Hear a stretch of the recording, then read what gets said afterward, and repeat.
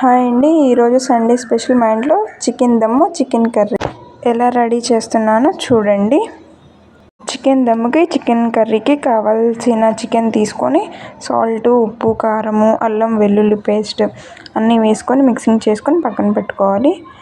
దమ్ముకి ready చేసుకోవాలి. ఇప్పుడు ఒక ప్యాన్లో ఆయిల్ తీసుకొని చెక్క, మొగ్గ, కస్తూరి మేతి, ఇలాచి, ఉల్లిపాయ, మిర్చి, టమాటో, ఇంకా బిర్యానీ ఆకు కావాలంటే వేసుకోవచ్చు. మా ఇంట్లో ఎవరు తినరు కాబట్టి మేము వేసుకోలేదన్నమాట.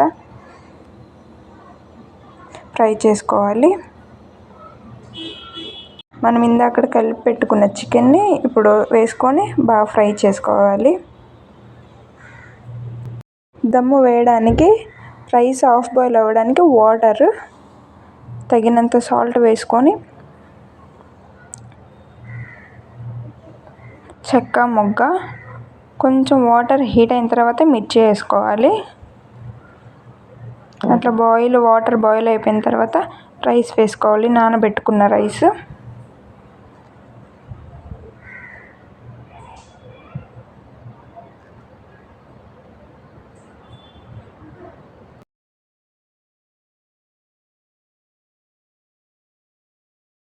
హాఫ్ బాయిల్ అయిన రైస్ని హాఫ్ కర్రీ ఉడికిన తర్వాత ఇట్లా వేసుకోవాలి.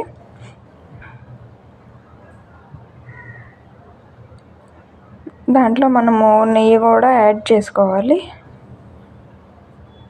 తర్వాత కొత్తిమీర, పుదీనా, ఫ్రైడ్ ఆనియన్స్ వేసుకొని అయిపోయిన తర్వాత దమ్ము రెడీ.